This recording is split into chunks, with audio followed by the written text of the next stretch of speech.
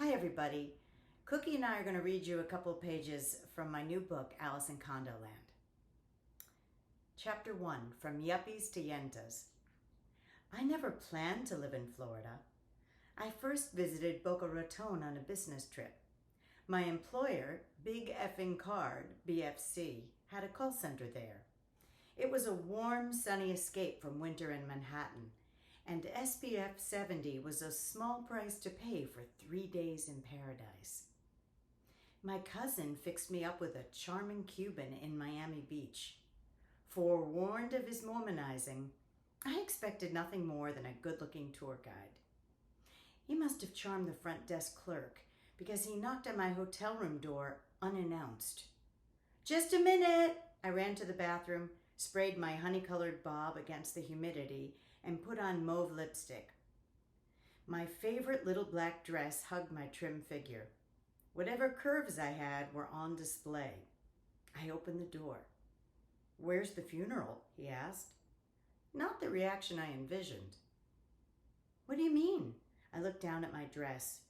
He put his finger under my chin and lifted my face. He was 6 feet tall. Even with 3-inch heels, he had 6 inches on me. "Why is a beautiful girl like you wearing black?" "I'm from New York." He flashed a dimpled smile. "I'm teasing you, Flaca. You look stunning." This is some tour guide. We dined and danced at a famous Cuban restaurant on Lincoln Road in Miami Beach.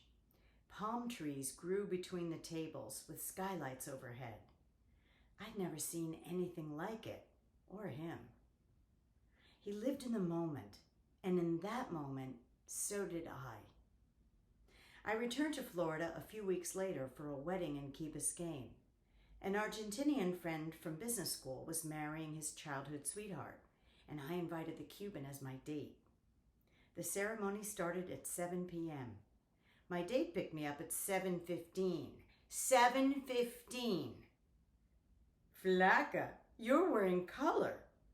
I bought a red dress for the occasion. "Does he own a watch?" "I start the ceremony singing Ave Maria," I said. "We're late. I ruined my friend's wedding." "Relax, Flaca. It's an Argentine wedding, right?" I nodded. "They're on Latin time. Time is time, and the ceremony started 15 minutes ago." I took deep breaths. They didn't help. "We'll be early. Don't worry." I couldn't look at him. I was so angry. We arrived at 7:30.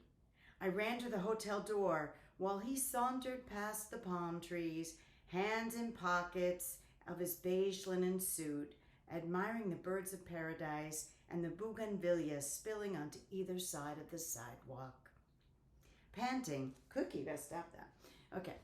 Panting, I opened the door and ran inside to apologize. The equipment room was empty. Gates started arriving an hour later, and I began singing at 9 p.m. Back in New York, exhaust fumes greeted me at the pickup area outside LaGuardia. In the taxi to my apartment, I stared out the window. The weather, the buildings, everything was dull and gray. I hadn't noticed before. But I love New York. I had a coveted marketing job at BFC, great friends. Still, I worked long hours, and my yearly raise barely covered the increase for my 1-bedroom rent-stabilized apartment on the Upper West Side. I couldn't imagine ever being able to afford something bigger. I just turned 28 and wasn't meeting anyone. I was in a rut. The next morning on my way to work, I hit gridlock in Midtown. I jumped out of the cab at Times Square and ran toward 6th Avenue just as a drizzle turned into a downpour. Weaving through the crowded sidewalk, I dodged an umbrella aimed straight at my head. I was cold, wet, and miserable when it dawned on me. I needed a change. Color and warmth. Sunshine. I saw myself dancing in the Cuban restaurant, singing at the wedding, wearing a red dress. I was ready to live in the moment. Florida.